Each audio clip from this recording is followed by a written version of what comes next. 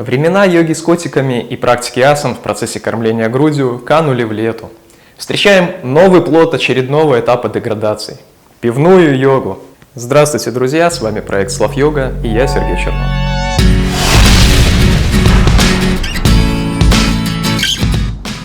Два инструктора по йоге из Берлина, Джула и Эмили, решили сделать свои занятия более необычными и привлекательными для людей, далеких от спорта, и открыли студию пивной йоги.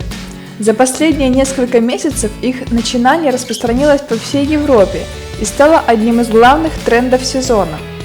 На первый взгляд, выполнение асан с бутылкой пива в руках кажется дурачеством, но основатели движения бир-йога уверяют, что на самом деле это не так. Пивная йога – это брак двух великих терапий для ума, которые практиковались людьми на протяжении многих веков, говорится на официальном сайте проекта. Мы совмещаем практики йоги и удовольствие от употребления пива, чтобы достичь самого высокого уровня сознания, рассказывает Джула.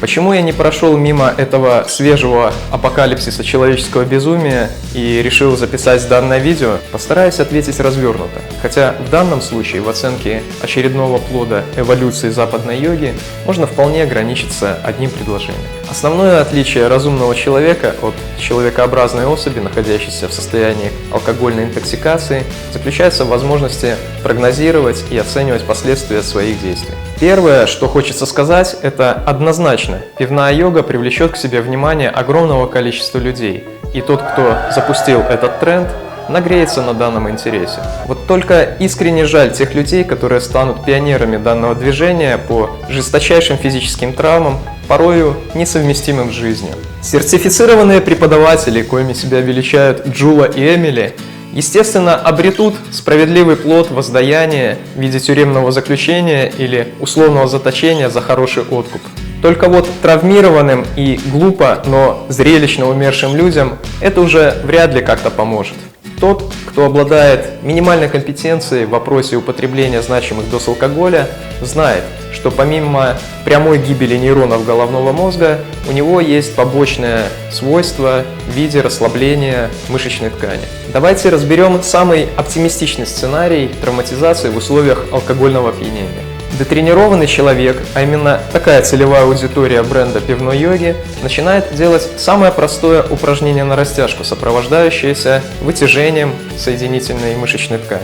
Если бы он находился в трезвом состоянии, то при попытке преодолеть порог растяжения тело бы ответило сознанию болевым импульсом, что остановило бы его от дальнейшего движения.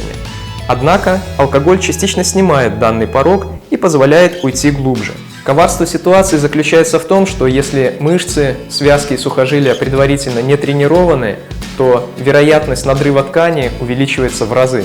Теперь максимальный хардкор апогея пивной йоги. Человек делает глубокий прогиб назад или, не дай бог, стойку на голове. В первом случае прогулка в недопустимый диапазон прогиба в позвоночнике, сопровождающийся алкогольной поддержкой и снижение степени координации выполняемого движения, может закончиться переломом позвоночника с отключением функции всего того, что находится ниже места травмы. Во втором случае перелом в шейном отделе позвоночника или инсульт головного мозга закончится мгновенной смертью на коврике под пивные брызги, опрокинутой упавшим, быстро остывающим телом бутылки из-под пива.